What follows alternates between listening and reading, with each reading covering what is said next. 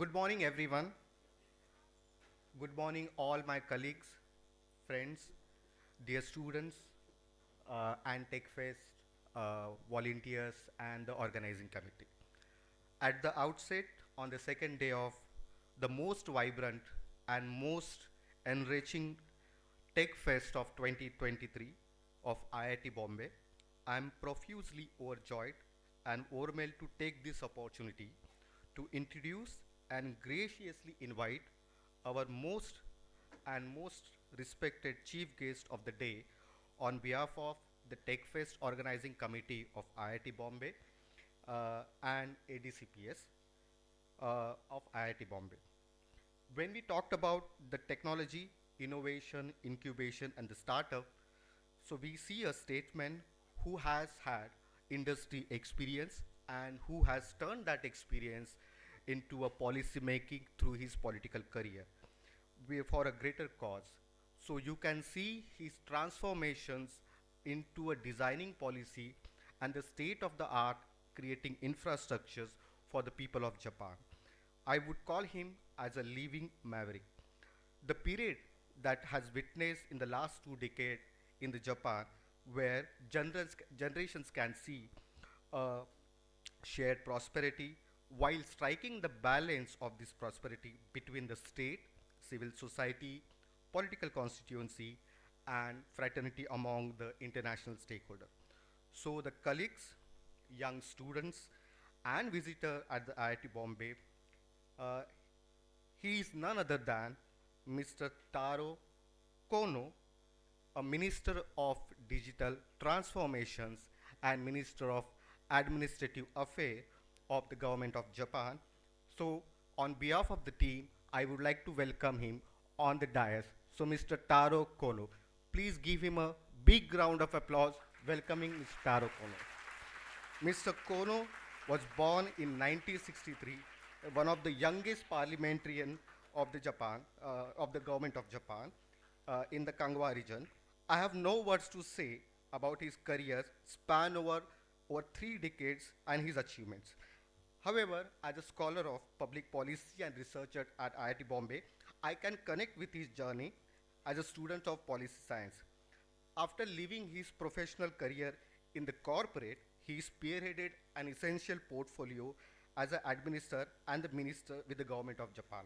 His portfolio includes administrative reform, civil reform, disaster management, consumer affairs, food affairs, defense. Now he is heading important portfolios such as digital transformation and administrative. In short, I would call him a statesman with a human touch and forward-looking a change of agent.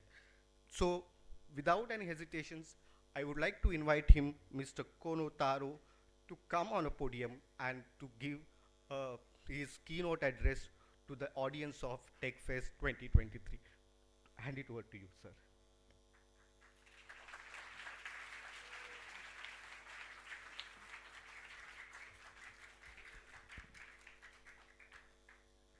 Good morning. Namaste. Well, thank you very much for inviting me to this Tech Fest. Is it possible to keep the light up just for a short while so I can see your face? Wow, thank you. I'm wondering, the city is now called Mumbai, but this institution is still IIT Bombay, is it? Yeah, I was wondering why. Thank you. Well, as a cabinet minister and representing the government of Japan, I need to follow my script. So allow me to do that, but after that you can ask me any questions. So thank you. So let me begin. Wow. Hi. Hi. That's your uniform, is it? Yeah, I like that. Nice color. So let me begin. Good morning. Well, I've done this part. Well, I'm very grateful for this opportunity to speak to the young and promising at IIT Bombay today. Well, this Techfest, well, the energy of this science and technology festival is overwhelming. Well, this is my third visit to India this year. I've been to New Delhi and Bengaluru, and now here to Mumbai. The Japanese government considers India to be one of the most important partner in promoting a free and open Indo-Pacific. And when I was foreign minister, I came to New Delhi to establish the India-Japan Forum to further promote our bilateral relationship. And besides, I must say, the Indian hospitality is truly unbeatable. I remember how Prime Minister Modi welcomed me 4 years ago when I was a foreign minister, when I came here for foreign minister's strategic dialogue. It was great. And this year, you hosted the G20 and showcased the excellent Indian hospitality that fascinated all the delegations and participants. I saw billboards all over the city in Bengaluru, and the momentum for that event was building up strongly. In August, I attended the G20 Digital and Economy Ministers meeting, and I truly appreciate the leadership of the Indian G20 presidency. So now India has become one of the global leaders in digital space. India has been working on Digital India, which digitalized the nation itself and established foundation for digital public infrastructure and digital inclusion in both finance and IT. According to the World Bank Index, India achieved financial inclusion in just 6 years, a task that would have taken 46 years without digital transformation. Truly amazing achievement. It is also impressive that India succeeded in delivering digital empowerment to 1.4 billion people. These achievements showcase India's leading role in the G20 to bridge the global digital divide. Well, the population of India had grown past China this year, I heard. Well, on the other hand, our population in Japan is shrinking, and shrinking very fast. Our society is also getting old. More than 30% of Japanese population is currently over 65 years old. And this number is getting bigger every day. More than half of all the cities, all the municipalities in Japan are now defined depopulated, especially in community in the countryside. I have heard your average age of India is now 28 years old, whereas our average age in Japan is 48. So there's a 20-year gap in average age between India and Japan. The elders tend to prefer analog over digital. So they prefer to do things with paper, television, fax machine, and cash. First thing I had to do as a digital minister was to declare war on floppy disk. Floppy disk. Have you seen it? You still remember? We still use in some government procedures, you have to actually apply with document stored in floppy disk. Crazy, isn't it? So first thing as a digital minister, I had to tell them, don't use floppy disk, period. Well, in order to improve the quality of life for shrinking and aging community, it is important to make maximum use of emerging technology such as AI, robots, and computers, and let humans concentrate on what humans need to do. It is crucial that we need to change our mindset and learn how to use these emerging technologies effectively. It is also important to ensure that everyone is comfortable with digital technologies so that no one is left behind. These issues are prevalent not only in Japan, but also in several societies in Asia, including China, Korea, Singapore, Taiwan, as well as in some European countries. They are also beginning to face the issues of population shrinkage and aging challenges. There will be significant need for innovation to mitigate issues of aging and depopulation in many countries to come. Innovation is crucial, not only for demographic reasons, but also to increase efficiency and convenience, to grow economy, to enhance the quality of life in every society. Back in 2016, Japan proposed Society 5.0 as a vision of a future society built around AI and data. And this vision is already becoming a reality.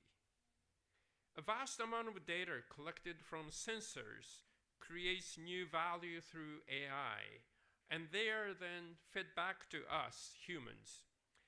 The emergence of generative AI, which has been attracting public attention since the end of last year, will further accelerate this process.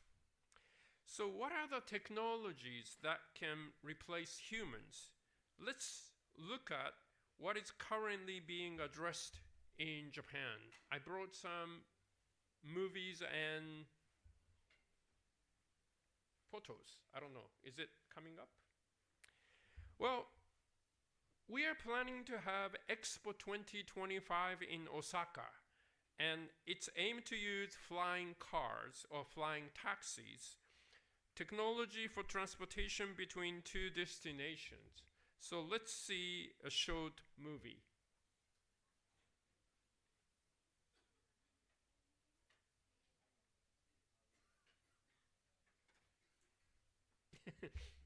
Uh-oh. It's not coming up yet?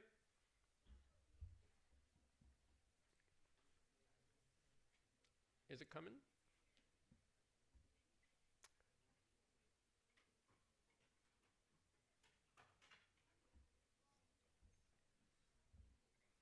Well, give us 1 minute.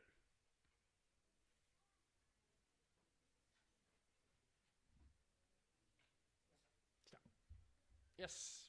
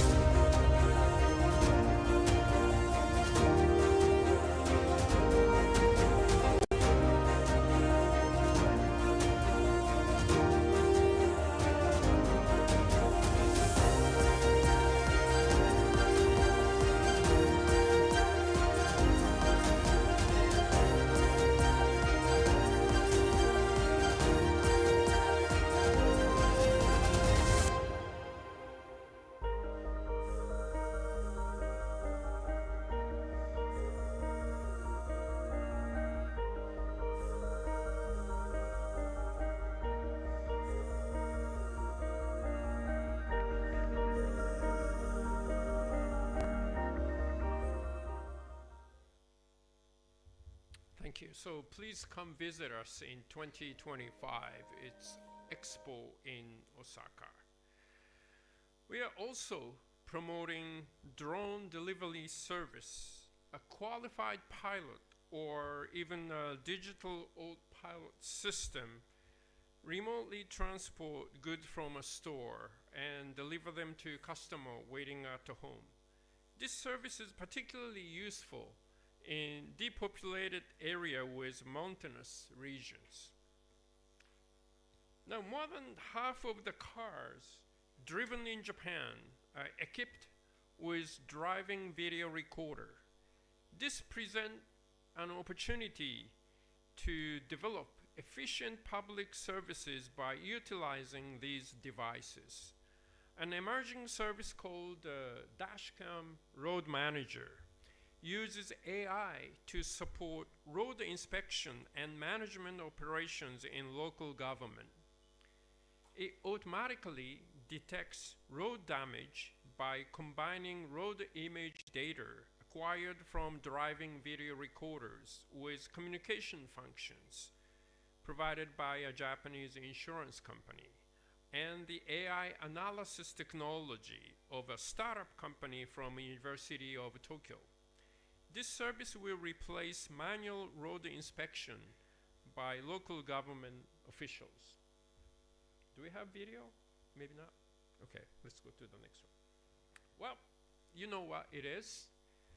Well, as the elderly population is increasing in Japan, it has become more important to prioritize their health and quality of life.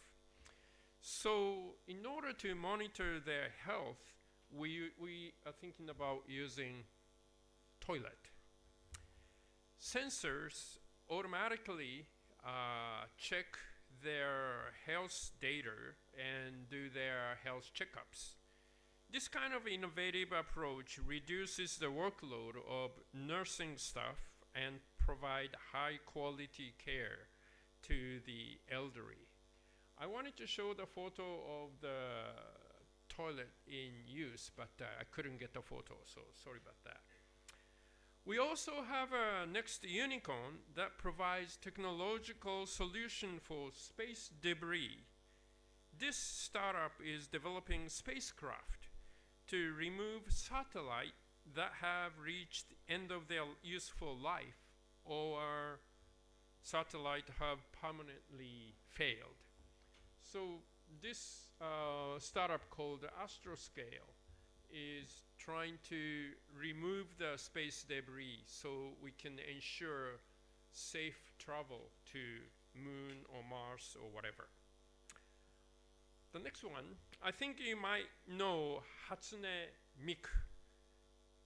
I don't know, how many of you have seen Hatsune Miku? Oh, thank you. Thank you very much. Well, she's a virtual singer created in 2007 with Vocaloid technology. She has become a well-known artist and created the culture of Vocalo in Japan and the world. I brought a short video, but I couldn't get the permission to have her singing, so just a video. Sorry. Does she move? Oh yeah.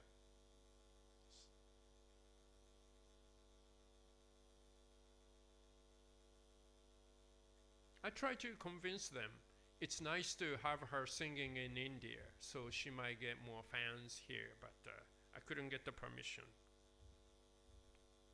So that's a real scene from concert. Well, the next, how many of you know Luffy? Yeah, oh wow. One Piece quite popular. So Luffy is now stepping into a new role as AI Luffy.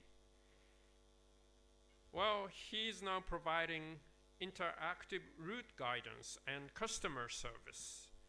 This exciting development comes to life through a collaboration between the security company and the publisher of One Piece.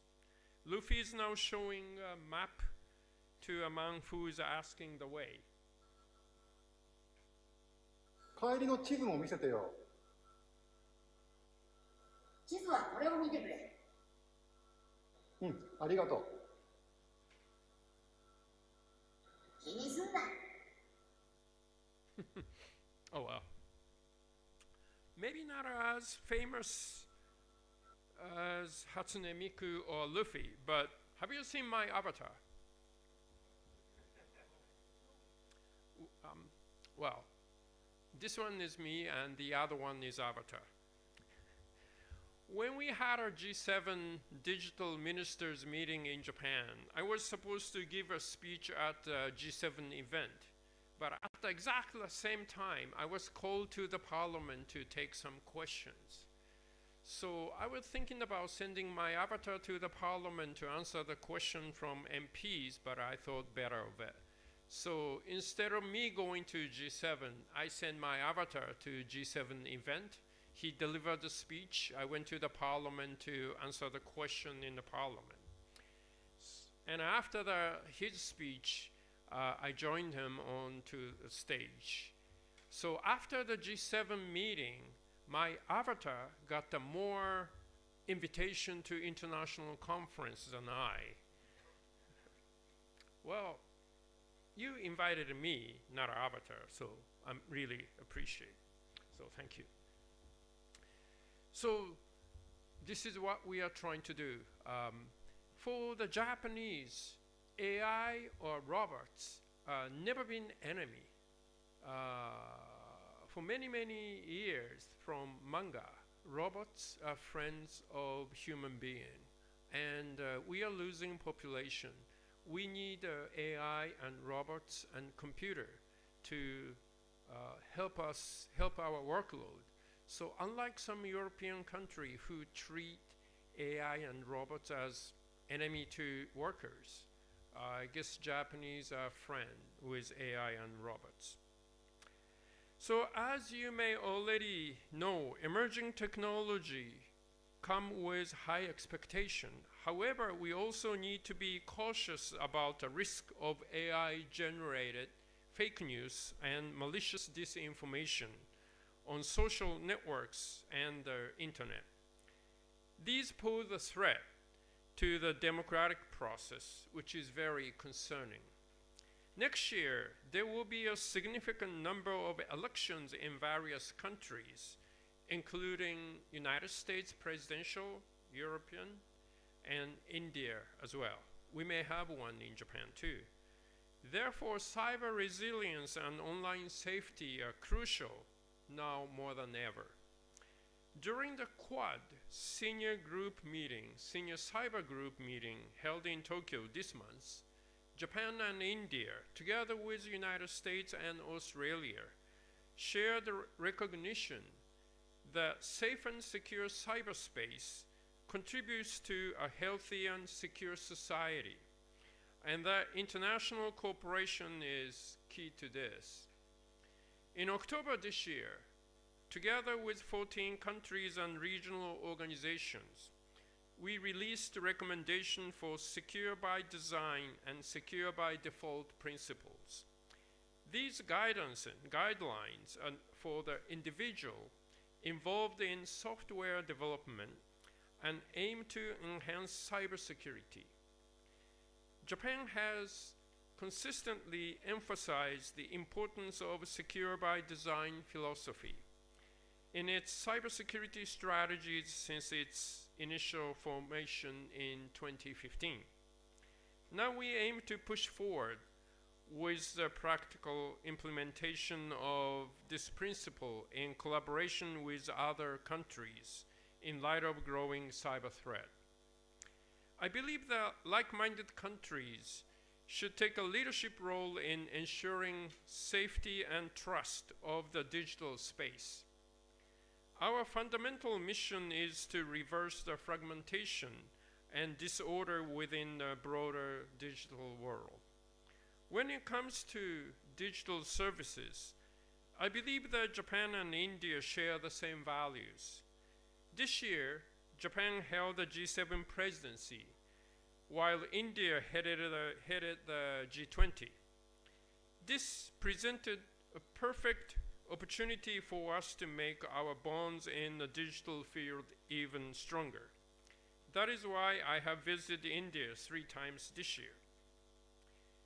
In April this year, I hosted the G7 Digital Tech Ministers meeting in Japan. We invited Minister Vaishnav from New Delhi, and he kindly accepted our invitation. During the meeting, G7 ministers agreed to set up a new international mechanism to operationalize DFFT, or Data Free Flow with Trust. This new international mechanism will play an important role in providing momentum and space for the public and private sectors to work on specific projects of cross-border data flow. In the field of data, policymakers alone cannot create rules and regulations anymore.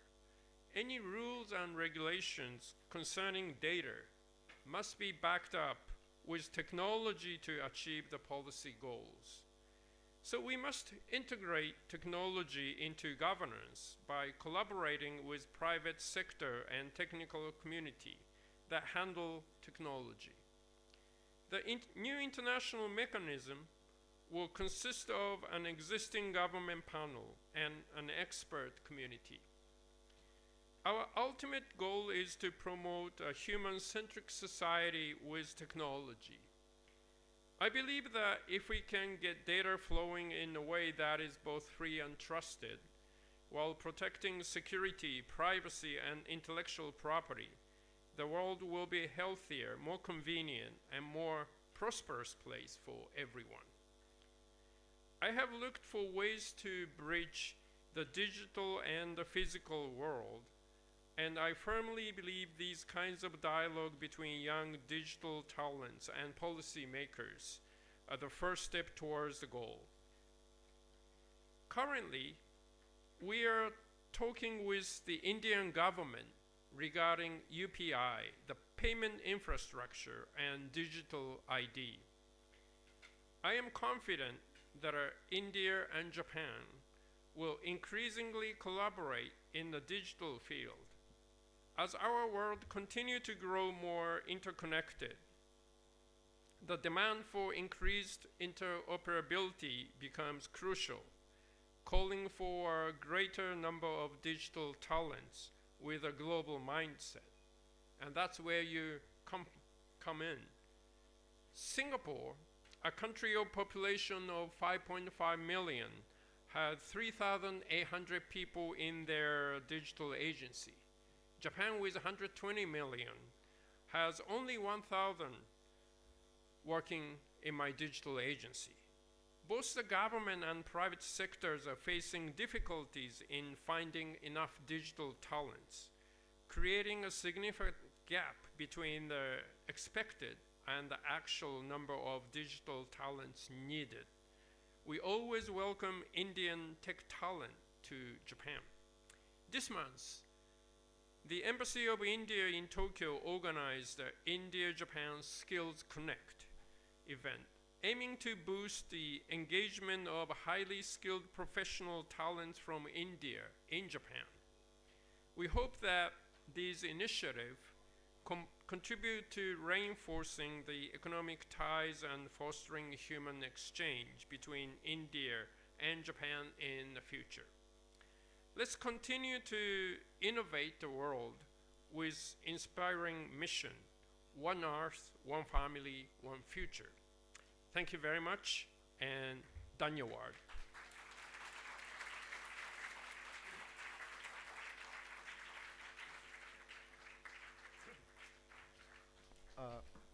Thank you, Honorable Minister Taro, for your wonderful speech and very insightful informations about the Government of Japan's progress and your ministry's progress and initiatives for digital transformations and taking the digital transformation efforts to a different level. Now may I invite Professor Shishir Jha to come on a stage to felicitate honorable ministers. with a small token of bouquet. Volunteers, please. Professor Shishir Jha is a professor at Ashang Desai Center for Policy Study and former head of Ashang Desai Center for Policy Study. He heads the research work on digital societies at IIT Bombay. Thank you.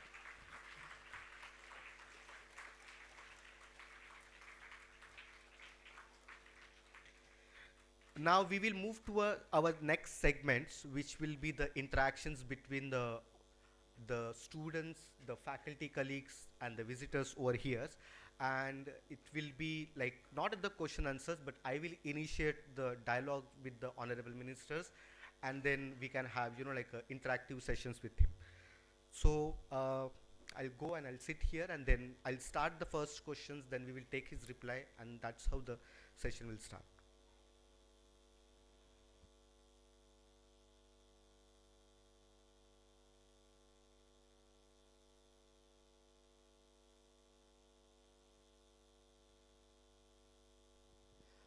Yeah. Hello? Is it audible?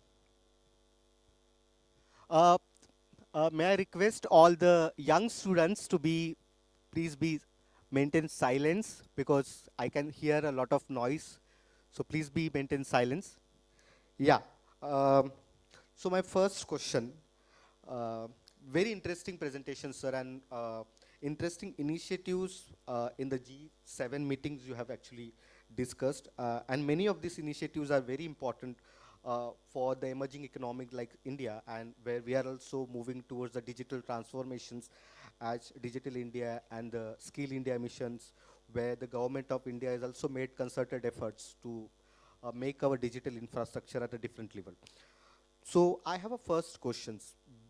Being a minister of digital transformations and being a person who have joined the first corporate, you begin your career as a started industry like a professional career in the corporate industry, then turned into politics and handling many important portfolio and becomes like a policy maker. So and becoming a policy maker in the digital area, what are the challenges you face? Because Japan also has industries which are highly tech industries. They also has important stake. They are also one of the lobbyist industry also. What are the challenges you as a minister face while drafting the policy? Because you have to strike a balance between the industry's interest as well as people's concerns about the data protections, the privacy, the cyber security. And while drafting the law, what are the challenges you personally faced as a lawmakers when you have to see the private interest and the public interest from the government point of view? What is your take on this? Thank you. Well, there are several layers of challenge. Well, first of all, as I said, the Digital Agency of Japan only has 1,000 people working for me. And out of 1,000, maybe 1/3 are part-time, because I can only pay up to my vice minister. So if I wanted to hire a good AI engineer, I cannot afford to get him work for me full time. So what I've been doing is, would you work for me 2 days a week for me in digital agency, and the rest of the week you can do anything you want. So 1/3 of 1,000 people working for me are part-time basis. And in Japan, we definitely need more digital engineers, and digital engineers working in the government, in municipal government, and private sectors. But the universities are not producing enough number of engineers. So that's why I came here to speak to you. All those Indian talents are very welcome in Japan, especially in the digital field. So, and then other thing is, Japan was quite good with analog technology with the 20th century. I mean, you know all the brand name, Toyota, Sony, Canon, whatnot. So the Japanese are so happy with analog technology. We failed to invest in digital. That's why we are lagging behind. Now we try to leapfrog. But people are so happy with analog technology as well. And it's quite difficult to bring in new digital system to replace existing analog system. There's a quite strong resistance from the people. So I continue to speak to the people over and over so that they begin to test new system. And once they get used to the digital system, it is much more convenient. So people are happy. But when you try to introduce the new system, that's the most difficult part. And it's the same thing for lawmakers. A lot of senior lawmakers never experienced the digital technology, so they don't see the difference between the existing system and new digital technology we are trying to introduce. Currently, we are trying to move health insurance system into the digital world, but mainly opposition, they are happy with the existing system. Well, no one's in trouble with existing system, so why do we need to change the system? That's their argument. So I guess you need to be patient. And when you are moving into the digital technology, there are bound to be some mistakes. And yes, we mislabel the ID number to your health insurance number, but the rate of mistake is 0.001%. But the Japanese consumers are so used to Toyota quality. One mistake is one too many. So they always complain about those mistakes, and I keep apologizing. But once you move into the new system, everyone happy. So I think patience, and patience. And you need to give a good explanation why the new system is better than the old. Yeah, thank you. I think that is there with the every system, that people who are seasoned politicians and those who are seniors, they are reluctant to adopt the new technologies. But yeah, the Japanese societies, because they have seen the industrial transformations through the generations, so they will be much quicker to adopt the new technologies. But coming back to going to the next question, so I would like to ask my colleagues over here if they would like to ask some questions. Would you hand over the mic to the volunteers? So all my senior colleagues over here, they're working in the digital transformations area. So.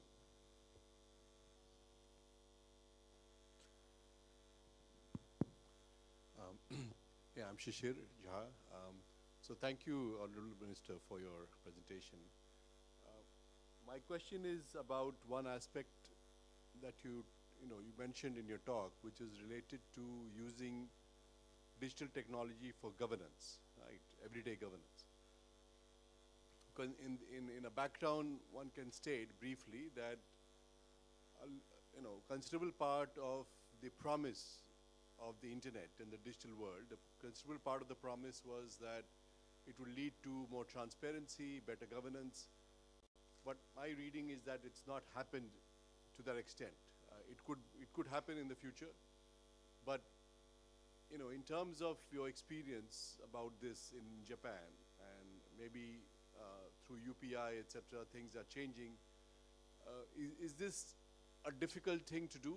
Why is it taking so much time to really get more digital governance and improve everyday governance for average people? Thank you. Thank you very much. Well, we have been doing things with paper, and we need to move things into digital world. So during the COVID, we gave out a lot of benefit to the people or benefit to the companies. And now we are, after the COVID, we wanted to evaluate how good those benefits worked, or what were the effect of those benefits. So we are trying to collect the data, and the data comes back to the government on the paper. So we have been receiving 100,000 of piece of papers, and now someone has to type in so we can analyze. So now we are thinking about in the future, if the government wants to do some giving out the benefit, we need to give out the benefit through digital transfer and get the feedback in as a digital data, so it's a lot easier to analyze. So we are trying to put an emphasis on evidence-based policy making, EBPM. In order to do that, we need to collect evidence in digital form. So now we are moving from paper to digital, and as I said, there are very strong resistance in local government, corporate, and even politics. So it will take time to change the mindset of people that things need to be done, not with paper, but on digital. So, but it's coming, and people beginning to see it's a lot easier to evaluate. The other issue is the benefit that we give out may not be efficient, may not be the best practice. And in order to avoid finding out those unwanted fact, you know, if you can evaluate the things easily, it may backlash. So there are a lot of, you know, things in the budget that may not be effective or efficient, and we can find out. And there are some people who've been using those budget, and they're trying to hide that that's not the most effective way. So there are always fight to find out the truth. So there are, I mean, the things that digital, you can see, you can check easily. And for most of the people, that's a good thing. But very minority, that may not be good. So I think that's why we need to force digital data to policy decision. Thank you. Yeah.